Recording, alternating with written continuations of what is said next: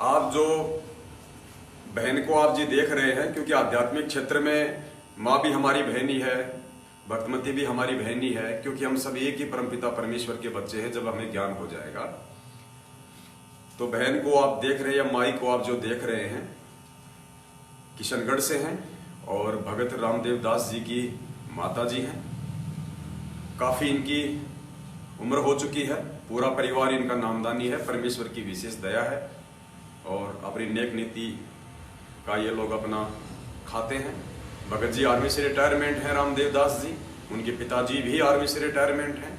2 उनके बच्चे हैं, एक बच्चा उनका डॉक्टर है, दूसरा बच्चा उनका एक अच्छी कंपनी में जॉब करता है। मालिक की इन पे बहुत अच्छी मेहर है और ऊपर से सबसे बड़ी मेहर जो ज्ञान की थी वो परमेश्वर ने आके उनको दे दी, अपने शरण में ले लिया। पुण्यात्मा, जब ठीक का समय आता है तो परमेश्वर हर काम को इतना आसान कर देता है, किसी को ज्यादा कोई जरेबाजी करने की भी आवश्यकता नहीं पड़ती है और ठीक का समय इस समय आया हुआ है। माता जी को थोड़ी बहुत कुछ दिक्कतें थी जो इन्होंने सुबह अपने भगत भाई बहनों के सामने साथ संगति के माध्यम से इन्होंने रखी।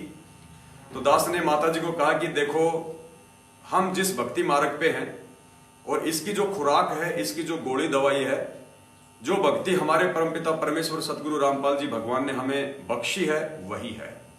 अगर कहीं कोई दिक्कत आती है, छोटी मोटी समस्या आती है भक्ति करते करते भी, तो यही कारण है कि कहीं ना कहीं हम उस परमपिता परमेश्वर के वचन से हटके चल रहे हैं।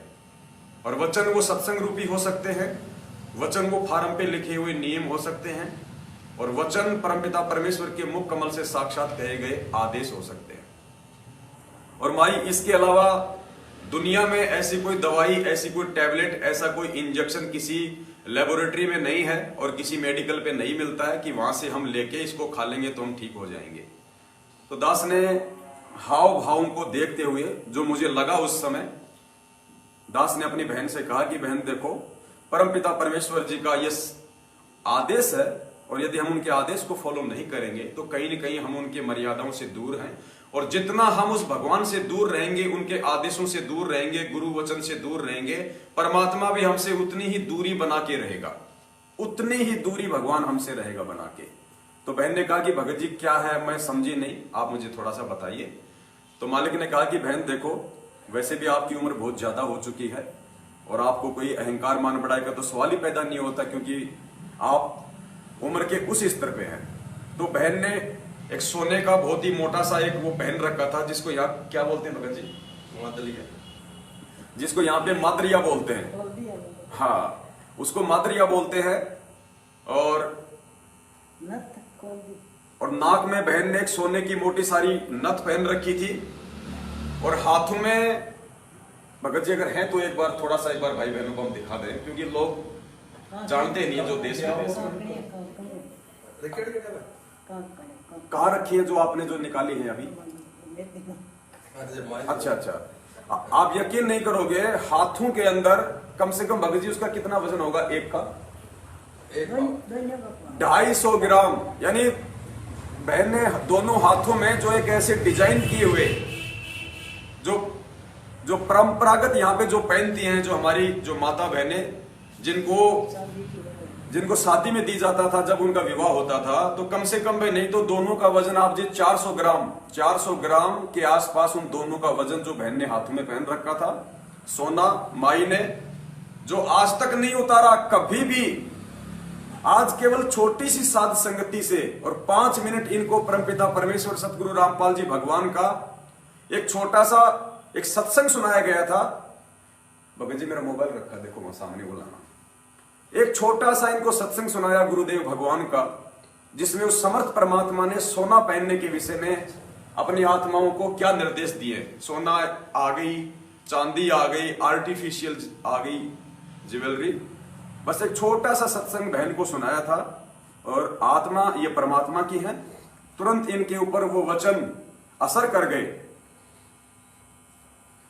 आप भी थोड़ा सा सुन लीजिए एक बार, क्या आदेश है। भक्ति बिना क्या होते हैं ये भ्रम रहा संसारे, रति कंचन पाया नहीं रावण चलती बार। सर्व सोने की लंका थी, किसा को बंदी था, करके भक्ति सिद्धि प्राप्त रिद्धि प्राप्त करके और सोने की लंका जैसे हम गारा की ईंट पका के और मकान बनाते हैं, वो सोने की ईंट बना के, छोटी छोटी ईंटें होती थी पहले, और उनसे सोने ही की वो गारा बना के और महल बनवा रखे थे उसने। इतना धनी था। और आप दौरा मुश्किल से 50-20 ग्राम 20 तोले सोना होगा थर बड़ा बड़ा सेठ होगा जिस पर 20-30-40 तोले सोना हो गया। कहते वो रति नहीं लेके गया, ग्राम भी नहीं ले जा सका, तुम कहां ले जा सकोगे और के कला तोड़ दोगे 40 तोले सोने में। ये तो खाम खागा सिर दर्द है, सोना तो घर में बना रखना चाहिए आपने, और ना इसको पहनना चाहिए। क्या फायदा, कान में डाल लिया, नाक में डाल लिया, 36 पंगे कड़े बना लिए। परमात्मा ने इतना सुंदर शरीर दे रखे, इस पर आडंबर करने की कतई जरूरत नहीं।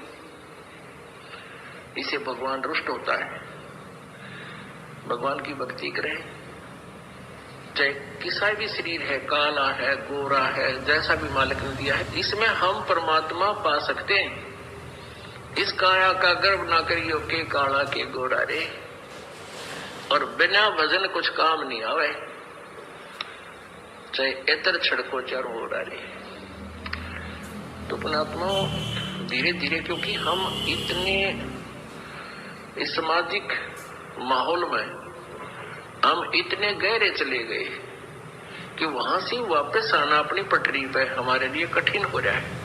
हम दलदल में धस गए, लेकिन परमात्मा का सहारा आपको एक क्रेन का काम करेगा। तो दया परमपिता परमेश्वर सदगुरु रामपाल जी भगवान की बहन के ऊपर उनके वचनों का तुरंत असर हुआ, और बहन ने तुरंत अपने कमरे में जाके सोना चांदी सब कुछ निकाल के साइड में रख दिया। और बहन ने अपनी जो समस्या बताई थी कि मेरे घुटनों में थोड़ी बहुत कोई दिक्कत है, तो दास ने तो परमपिता परमेश्वर का कुत्ता बनके और मालिक का जो विधान था बहन को बता दिया था कि बहन जबरदस्ती का मार्ग नहीं है, संदेशा देना हमारा काम है कि मालिक का क्या वचन है, और अब इसके ऊपर अमल करना ना करना बहन ये आपके ऊपर है। इन्होंने कुछ नहीं कहा। थोड़ी देर साथ संगति जब तक चली बैठी रही, उठ के अपने कमरे में आई। दास को नहीं पता था। अब जैसे भोग आरती शुरू हुई, दास इनकी फोटो आपको दिखा रहा था, तो दास की नजर पड़ी बहन के हाथों पे, वो चांदी के वो कड़े गायब। बहन दास की नजर पड़ी बहन के यहाँ पे, वो सोना गायब। बड़ी दास को अंदर से प्रसन्नता हुई कि हे परमपिता परमेश्वर, वास्तव में ठीक का समय है, और जो मोक्ष चाहने वाली आत्मा होंगी, जो भक्ति चाहने वाली आत्मा होंगी, परमेश्वर आपके वचन को सौपन में भी नहीं तोड़ेंगी। और आज ये एग्जाम्पल आपके सामने है, और ये एग्जाम्पल मेरी उन तमाम माता बहनों के लिए है जो आज भी इतना ज्ञान लेने के बाद में उस काल को अपने शरीर पे धारण किए हुए हैं। परमेश्वर ने उसको काल बताया, उसमें काल का वास है, और भले काल का वास हो या ना हो, गुरुजी ने कह दिया कि ना इसको पहनना, ना इसको अपने घर में रखना, तो हमारे लिए वो लोहे की लकीर हो गई, भगवान का आदेश हो गया। उसके बाद उसमें काल हो चाहे वो दयाल हो, हमें उससे कोई फर्क नहीं पड़ता। तो बहन ने आज अपने परमपिता परमेश्वर के वचन की लाज रखी। बहन ने छोटा सा एक प्रयास किया, वो त्याग कर दिया बहन ने, जो त्याग आम औरतें नहीं कर सकती, जो पूरा जीवन उसी जो रंग में रंगी हुई है। एक ऐसी धारणा बना रखी है इन पाखंडियों ने, इन नकली संतों ने, बिना ज्ञान के, कि मंगलसूत्र तो सुहाग की निशानी होती है। अब बताओ, जिसने 60-70 साल से उसी चीज को लेके मंगलसूत्र सोना धारण कर रखा हो, आज वो कैसे निकाल देगी? काल उसको छोड़ेगा नहीं। लेकिन बहन ने आज वो त्याग किया, वो परित्याग किया, अपने गुरुदेव भगवान को इन्होंने प्रसन्न किया। अब आगे काम उस परमपिता परमेश्वर का है कि परमेश्वर अपने आत्मा को राहत देते हैं या नहीं देते हैं, ये उस मालिक का काम है। बहन ने केवल मालिक के वचन पे चलते हुए विधान को पूरा किया है। बस ये छोटा सा संदेशा था जो आप जी को देना था। बंदी छोड़ सतगुरु रामपाल जी भगवान की जय हो। सत साहे।